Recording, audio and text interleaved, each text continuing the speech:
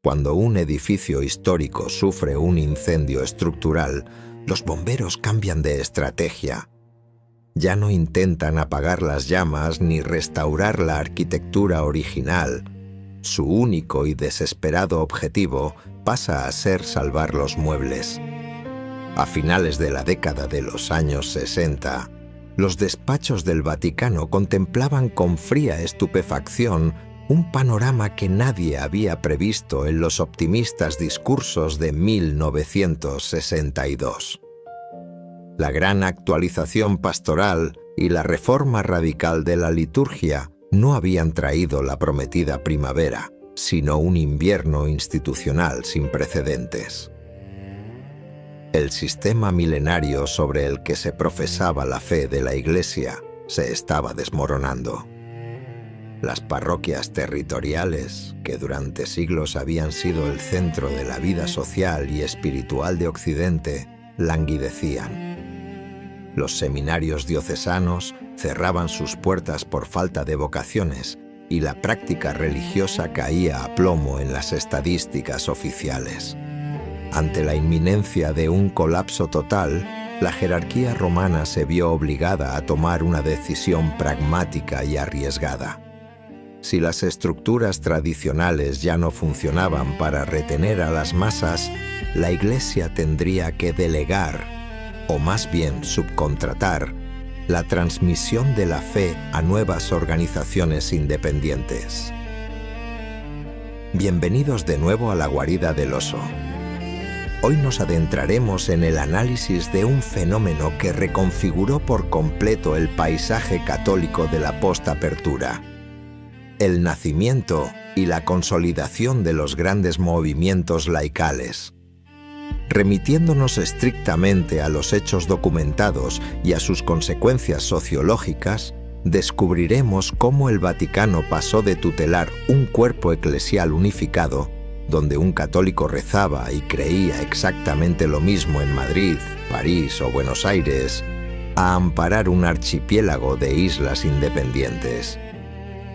Analizaremos cómo estas nuevas realidades, nacidas en una ventana de tiempo exacta entre 1964 y 1969, sirvieron como los flotadores de emergencia para salvar los muebles del naufragio, pero a costa de fragmentar para siempre la milenaria identidad católica tradicional. La gran mutación, de la unidad al archipiélago. Para comprender la magnitud de este cambio, es necesario recordar cómo funcionaba la Iglesia antes del Concilio Vaticano II. La identidad del fiel católico se apoyaba en tres pilares inamovibles: una doctrina unificada contenida en el catecismo, una liturgia universal en latín que garantizaba la misma reverencia en cualquier rincón del planeta y una estructura jerárquica clara basada en la parroquia y la diócesis bajo la autoridad del obispo. El catolicismo era una herencia cultural y espiritual monolítica. La crisis posconciliar dinamitó esa uniformidad. Al disolverse la liturgia tradicional y relativizarse el lenguaje teológico, el fiel de a pie se encontró desorientado en su propia parroquia. Fue en ese vacío absoluto donde aparecieron los llamados movimientos eclesiales.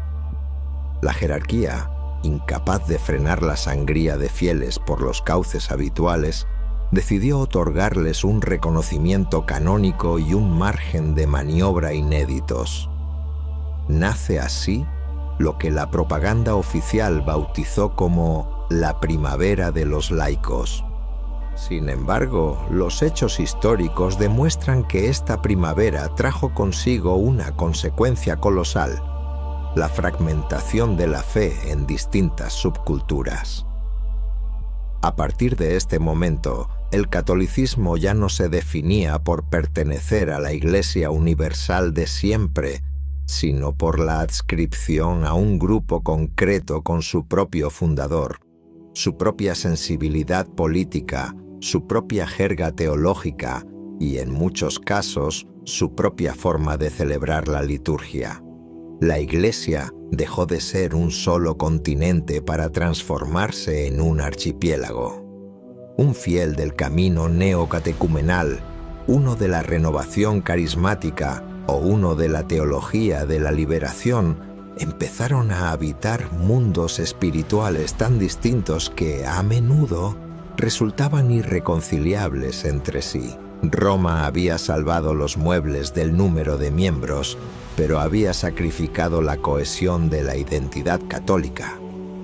El camino neocatecumenal, 1964. La reconfiguración del rito. El primer gran laboratorio de esta nueva era comenzó a fraguarse en 1964. En las chabolas de Palomeras Altas, en la periferia de un Madrid marcado por la inmigración y la pobreza, un joven pintor e intelectual, Francisco Quico Argüello, junto a la licenciada en teología Carmen Hernández, iniciaron una experiencia comunitaria que adoptaría el nombre de El Camino Neocatecumenal. Su enfoque inicial se presentaba como una respuesta directa a la llamada del Concilio Vaticano II para redescubrir las promesas del bautismo mediante un itinerario de formación postbautismal en pequeñas comunidades vivas. Sin embargo, para que una propuesta nacida en los márgenes de la sociedad alcanzara la fijeza técnica y la aprobación de la jerarquía, necesitaba de una arquitectura intelectual y de un respaldo político en los palacios del Vaticano. Y aquí es donde entran los nombres propios de esta historia. En el plano teológico y litúrgico, la figura clave fue el sacerdote y erudito español Pedro Farnés Scherer. Farnés aportó al movimiento la justificación teológica a las fuentes primitivas y una exégesis litúrgica muy concreta que buscaba despojar a la misa de lo que los reformadores consideraban añadidos medievales o tridentinos, priorizando la dimensión del banquete y la asamblea. Pero las ideas de Farnés Scherer habrían quedado en un experimento local de no haber sido por el puente político institucional más poderoso de la época desde la Santa Sede, el arzobispo Annibale Bugnini. Bugnini, el mismo secretario del Concilium que ya estaba modificando el misal tradicional, vio en las audaces reformas del camino el reflejo perfecto de la liturgia del futuro. Fue Bugnini quien aportó la cobertura legal, el impulso institucional y la defensa ante Pablo VI para que este movimiento pudiera desarrollar su propia praxis. Consecuencia de este respaldo, el movimiento introdujo una estética completamente novedosa. Iconografía propia, cantos diseñados por el propio fundador y, de manera muy controvertida, una forma comunitaria de comulgar. Los fieles recibían la Eucaristía sentados en una gran mesa comunitaria, comulgando todos al mismo tiempo con pan ácimo y bajo las dos especies. Aunque estas prácticas generaron fortísimas tensiones con los párrocos y los obispos tradicionales, que veían cómo se diluía el sentido de la reverencia individual y el carácter sacrificial, el respaldo de la Secretaría Litúrgica de Roma blindó el experimento. Los hechos históricos demuestran que el camino logró reactivar el celo misionero de miles de laicos, pero al precio de fracturar la liturgia parroquial común. Un movimiento de tal magnitud y con implicaciones tan profundas en la Iglesia contemporánea merecerá, sin duda, un capítulo aparte en el futuro de nuestra serie. La renovación carismática católica, 1967. El caballo de Troya pentecostal. Mientras en Europa se alteraban los ritos, al otro lado del Atlántico, en febrero de 1967, estallaba una sensibilidad espiritual que afectaría directamente a las formas de oración de la Iglesia. Durante un retiro de fin de semana en la Universidad de Duquesne, en Pittsburgh, Estados Unidos, un grupo de profesores y estudiantes universitarios católicos afirmaron haber experimentado lo que denominaron el bautismo en el Espíritu Santo, una vivencia mística marcada por una efusión emocional sin precedentes. Había nacido la renovación carismática católica.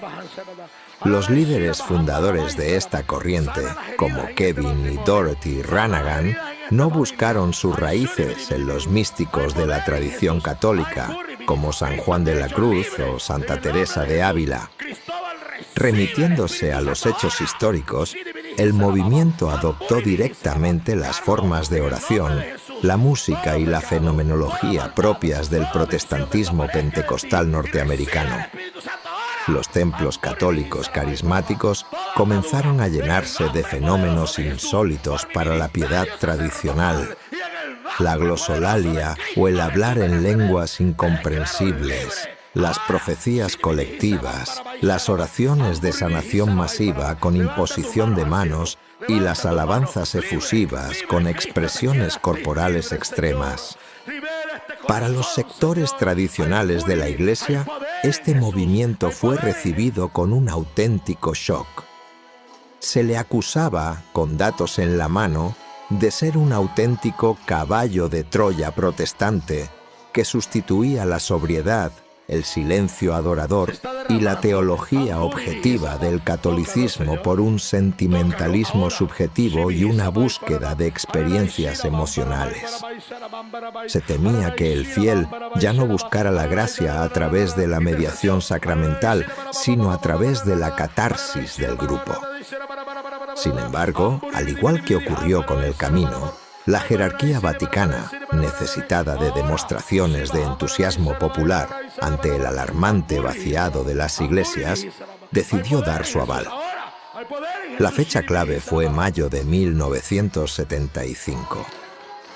Durante un congreso internacional en Roma, el Papa Pablo VI respaldó públicamente al movimiento ante miles de carismáticos en la Basílica de San Pedro, definiendo esta corriente como una oportunidad para la Iglesia.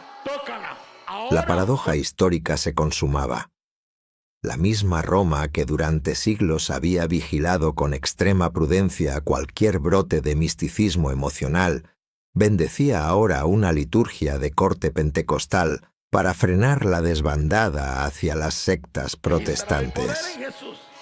Las consecuencias de esta mutación en la piedad católica siguen vigentes hoy en día, y por su enorme complejidad, la renovación carismática merecerá, en el futuro, un capítulo aparte en este canal. Comunión y liberación, 1969. La respuesta al mayo del 68. Si el camino neocatecumenal y la renovación carismática respondían a urgencias litúrgicas y espirituales, en la Italia de finales de la década de los 60 urgía una respuesta al frente intelectual y cultural. Las universidades europeas hervían en plena ebullición ideológica, un proceso que alcanzaría su clímax en el mayo del 68 y que amenazaba con arrancar de raíz los últimos vestigios de fe en la juventud. Fue en ese preciso escenario de confrontación donde se consolidó una nueva sensibilidad, comunión y liberación. El gran arquitecto e ideólogo de esta corriente fue el sacerdote, teólogo y educador italiano Don Luigi Giussani. Giussani ya había iniciado en los años 50 una asociación estudiantil llamada Gioventù Studentesca, pero fue en el año crucial de 1969 cuando el movimiento adoptó su estructura y nombre definitivos. Giussani comprendió, con una lucidez implacable, que la Iglesia tradicional estaba perdiendo la batalla cultural porque presentaba el cristianismo como una moralina aburrida o como una herencia del pasado abstracta, incapaz de competir con las utopías marxistas y libertarias que seducían a los universitarios.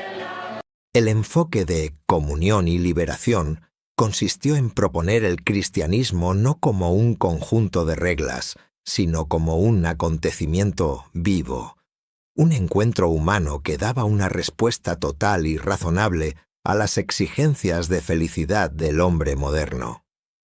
Giussani y sus colaboradores disputaron los pasillos a la izquierda radical, utilizando sus mismos métodos de asambleas, publicaciones y presencia pública en las aulas. Los hechos históricos demuestran que el movimiento logró retener dentro de la Iglesia a miles de intelectuales y profesionales que, de otro modo, habrían engrosado las filas del laicismo.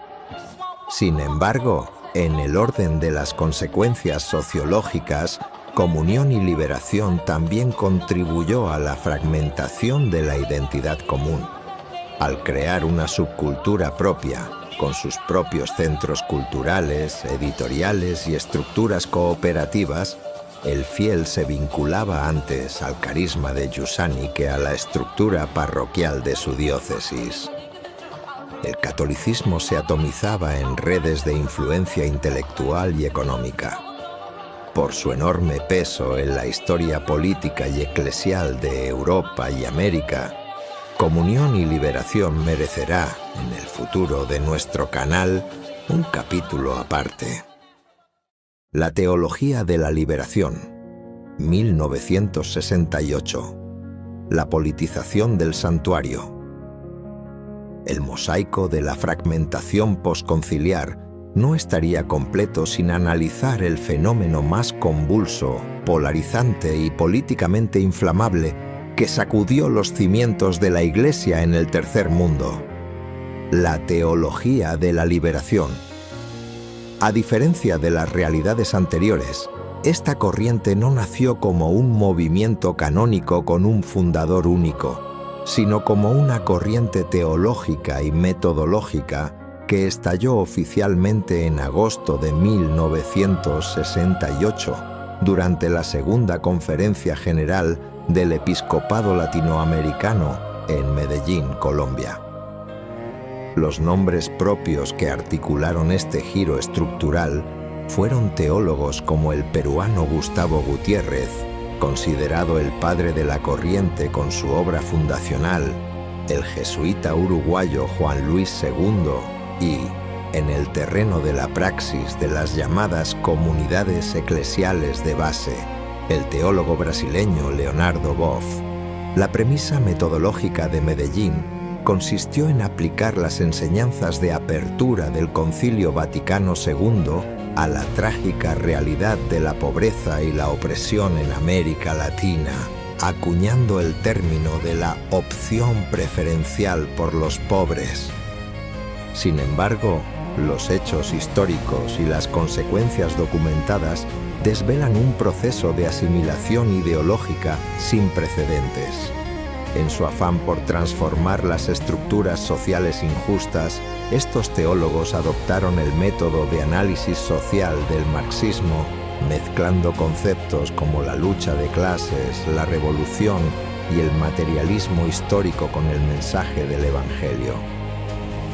La figura de Jesucristo fue sutilmente despojada de su divinidad y de su misión redentora del pecado para ser presentada como el primer revolucionario de la historia, un líder político alzado contra el Imperio Romano.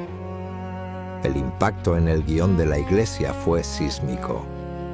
Las parroquias tradicionales de América Latina se transformaron o dividieron en las comunidades eclesiales de base, donde la catequesis tradicional fue sustituida por la concientización política. Se consagró una auténtica fractura eclesial.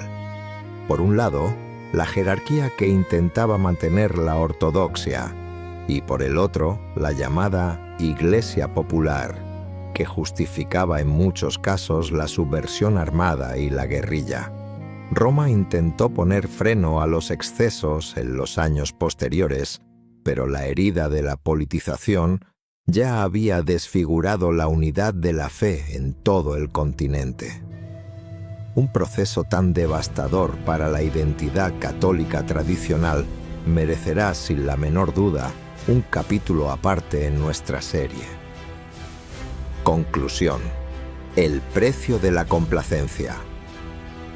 Cuando analizamos en su conjunto esta ventana de tiempo que discurre entre 1964 y 1975, el panorama histórico se revela con meridiana claridad. La jerarquía de la Iglesia posconciliar, desbordada por las consecuencias de sus propias decisiones litúrgicas y doctrinales, decidió amparar la eclosión de este archipiélago de movimientos independientes como la única vía para salvar los muebles del naufragio institucional. Bajo el manto protector de la primavera de los laicos, cada uno de estos grupos aportó vitalidad, número de miembros y un entusiasmo que las diócesis ya no podían generar por sí mismas. Pero el precio histórico de esa subcontratación fue la pérdida de la uniformidad católica. La Iglesia abandonó la sobria belleza de su identidad única para transformarse en una federación de sensibilidades donde cada fiel elegía el catolicismo a su medida. La casa se había salvado del colapso total, pero los muebles rescatados del incendio pertenecían ya a un edificio completamente distinto.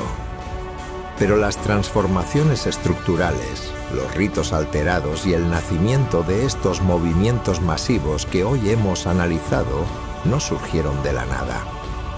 Todo terremoto institucional requiere primero de un cambio drástico en las placas tectónicas del pensamiento. En el próximo capítulo nos adentraremos en el laboratorio intelectual más audaz, brillante y polémico del siglo XX. Dejaremos atrás las plazas y las periferias urbanas para entrar en los despachos universitarios donde se diseñó la demolición del neotomismo rígido y la teología de manual que había gobernado la Iglesia durante siglos. Descubriremos el hilo invisible que conecta la angustia existencial del filósofo protestante Søren Kierkegaard con la mente del jesuita Karl Rahner. Analizaremos cómo Rahner, junto a titanes de la época como Yves Congar y Henri de Lubac, a quienes ya mencionamos de pasada en capítulos anteriores, o el célebre Hans Urs von Balthasar, dinamitaron la escolástica tradicional para consumar el llamado giro antropológico. Estudiaremos también la figura de un jovencísimo teólogo alemán, Joseph Ratzinger, nacido en 1927 y fallecido en 2022 como el Papa Benedicto XVI. Remitiéndonos a los hechos históricos, analizaremos cómo el joven Ratzinger, a quien ya vimos en el capítulo anterior sentado en la mesa de decisiones en la Sacrosanctum Concilium, trabajó en esos años codo con codo junto a Karl Rahner como perito en el Vaticano II, redactando borradores que cambiarían el rumbo de la Asamblea. Descubriremos el impacto de su célebre obra de 1968, Introducción al Cristianismo, un texto que supuso una renovación total de la dogmática al proponer un tomismo de corte agustiniano enfocado en la fe como una relación personal y existencial, limpiando la teología del lenguaje corporativo y burocrático de la época. Veremos cómo este grupo de pensadores pasaron de ser teólogos bajo sospecha, estrechamente vigilados por el Santo Oficio de Pío XII, a convertirse en los arquitectos oficiales del concilio. Una revolución del pensamiento que, aunque más adelante vería distanciarse los caminos de Ratzinger y Rahner por discrepancias de fondo, cambió para siempre el concepto de la fe, la tradición y la salvación de las almas. Si este análisis sobre el nacimiento de los movimientos y la fragmentación de la identidad católica te ha ayudado a comprender la historia reciente de la Iglesia sin filtros ni apasionamientos viscerales, apoya nuestro canal. Dale un me gusta a este video, Déjanos tu opinión reflexiva en la caja de comentarios y suscríbete a La Guarida del Oso. Tu fidelidad y tu apoyo constante son el único motor que nos permite seguir trayendo luz a los pasajes más complejos y determinantes de nuestra historia. Muchas gracias por acompañarnos y hasta el próximo capítulo, queridos amigos.